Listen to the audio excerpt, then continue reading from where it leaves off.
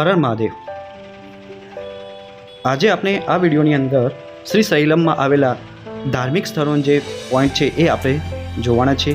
તો આ જે ધાર્મિક સ્થળો ક્યાંથી તમારે જવાનું એ હું તમને જણાવી દઉં કે જ્યારે તમે મંદિરની બહાર આવો ત્યારે તમને ત્યાં શેરી રિક્ષામાં બેસવાનું છે અને એ તમને 5 સ્થળો બતાવશે જેનું ભાડું માત્ર 150 રૂપિયા ફિક્સ કરેલું છે। તો આ 5 સ્થળોની મુલાકાત લેવાનું ભૂલતા નહીં, કારણ કે એ બહુ સારી જગ્યા છે અને એના દર્શન કરવા જાય। તો એ કયા કયા છે તો એના વિશે આપણે સૌથી પહેલાં વાત કરીએ સાક્ષી ગણપતિ મંદિરથી।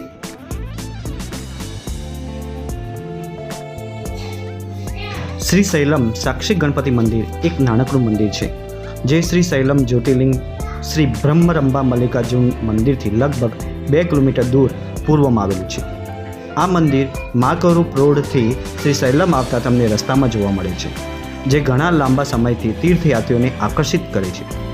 પરંપરાગત રીતે એવું માનવામાં આવે છે કે આ મંદિરમાં શ્રી ગણેશ બધા ભક્તોનું નિયમિત લેખાજોખા રાખે છે અને આ મંદિરમાં તેમની યાત્રાનું સાક્ષાત ચિહ્ન જ કરે છે। એટલા માટે આ મંદિરનું નામ સાક્ષી ગણપતિ મળેલું છે। આ મંદિરમાં ગણપતિની મૂર્તિના જમણા હાથમાં એક પુસ્તક અને ડાબા હાથમાં એક કલમ પકડે છે, જેથી તે ભક્તોના નામ લખે છે। શ્રી સૈલમ સાક્ષી ગણપતિ એબોની પથ્થરની બનેલી એક ભવ્ય મૂર્તિ તરીકે ઊભી છે। આકર્ષક રીતે સંતુલિત, તેની સૂંઢ ડાબી તરફ વળેલી છે। એવું લાગે છે કે તે શ્રી સૈલમની મુલાકાત લેતા વિશ્વાસુ યાત્રાઓના નામો કાળજીપૂર્વક લખે છે। આ સમર્પિત વ્યક્તિઓ જેઓ શ્રી સૈલમના પવિત્ર સ્થળ પર શ્રદ્ધાંજલિ અર્પણ કરે છે, સાક્ષી ગણપતિના આ આશીર્વાદ લે છે અને નમ્રતાપૂર્વક તેમના પૂર્વજોના વંશને જાહેર કરે છે। હવે આગળ થોડા જઈશું એટલે પાલધારા એટલે કે પંચધારા આવશે, જે શ્રી સૈલમ નગરથી લગભગ 4 કિલોમીટર દૂર હાટકેશ્વરની સામે પાલધારા પંચધારા નામનું બીજું એક પ્રવાસી આકર્ષણ સ્થળ છે। ભગવાન શિવને સમર્પિત પાણીનો આ પ્રવાહ માત્ર એક આકર્ષક દ્રશ્ય જ પ્રદાન કરે છે, તેની ધાર્મિક સંસ્થાઓ પણ છે।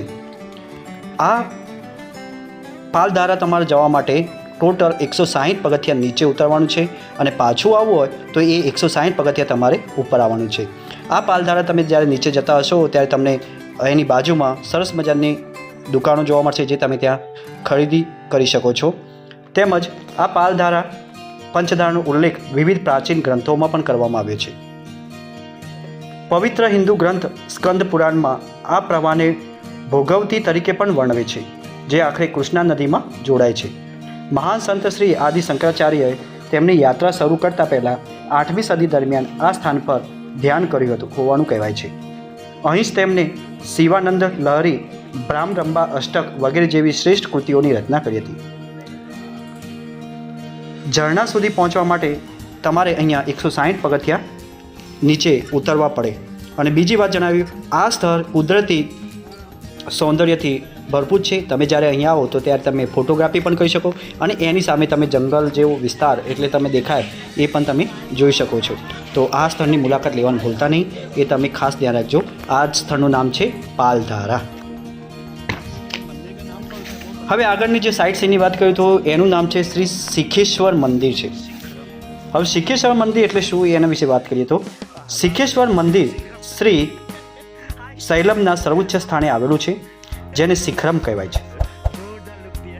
આ પ્રાચીન મંદિર ભગવાન શિવના સ્વરૂપ શ્રી શિખરેશ્વર સ્વામીને સમર્પિત છે।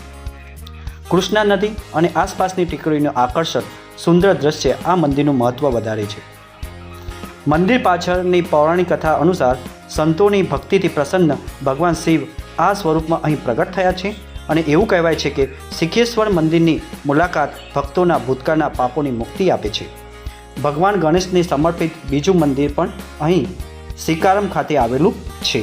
તો જ્યારે પણ તમે આ સ્થળ પર આવશો તો સૌથી પહેલાં તમે શિખેશ્વર એટલે ઊંચી ટોચ પર આવેલું આ મંદિર છે અને તમે જ્યારે એ ટોચ પર જશો ત્યાં ઉપર એક નંદી બેસાડેલા છે અને એ નંદીથી તમે 2 આંગળીથી તમે ત્યાંથી જોશો તો શ્રી સૈલમની ટોચથી તમને જોવા મળશે।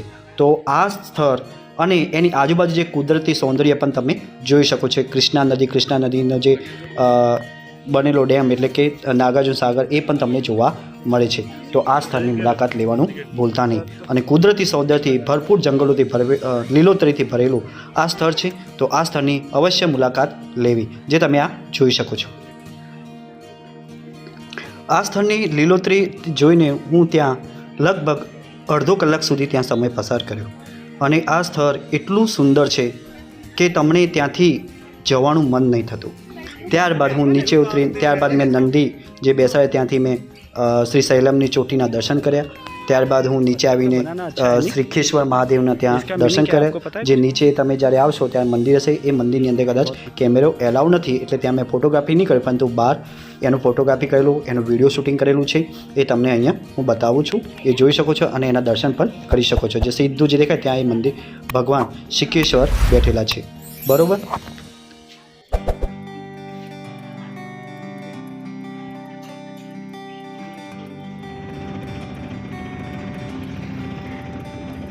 ત્યારબાદ ત્યાંથી થોડા આગળ જશો એટલે હાટકેશ્વર મહાદેવનું મંદિર આવે છે.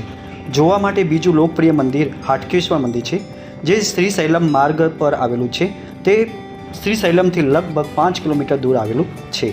આ મંદિર મનમોહક સ્થાપત્ય માટે જાણીતું છે. આ મંદિર ભગવાન શિવના સ્વરૂપ શ્રી હટકેશ્વર સ્વામીને સમર્પિત છે, જે લગભગ 11મી કે 13મી સદીમાંનું છે. મંદિરની પાછળની દંતકથા અનુસાર ત્યાં એક કુંભાર રહેતો હતો, જે ભગવાન શિવના પરમ ભક્ત હતા. તે તીર્થયાત્રીઓને પોતાનું ભોજન આપતો હતો. એકવાર તેમની પરીક્ષા કરવા માટે ભગવાન શિવ એક તીર્થયાત્રીના વેશમાં દેખાયા અને તેમની પાસે ભોજન માંગ્યું.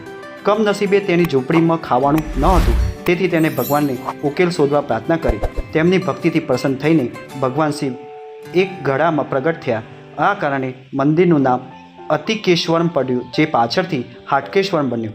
એવું માનવામાં આવે છે કે આ મંદિરના દર્શન કરવાથી ભક્તોના અનેક રોગો દૂર થાય છે. તો આ છે હાટકેશ્વર મહાદેવનું મંદિર. હાટકેશ્વર મંદિરના દર્શન કર્યા પછી અમે એની બાજુમાં આવેલું શ્રી શ્રી લલિતા દેવીપીઠનું એક મંદિર આવેલું છે, જે સુંદર મજાનું મંદિર છે. તમે જ્યારે આ મંદિરની મુલાકાત લો તો એ સ્થળની પણ જોડે જોડે મુલાકાત લેજો. આ મંદિરમાં તમે ત્યાં સામે જશો તો શ્રી મહાદેવના જલ અર્પણનું ચાલુ છે.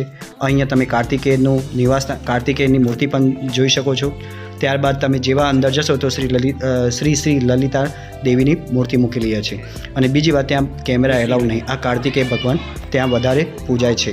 અને આ જંગલોની વચ્ચે આવેલું સુંદર મજાનું મંદિર છે, તો આ મંદિરની મુલાકાત અવશ્ય લેવી.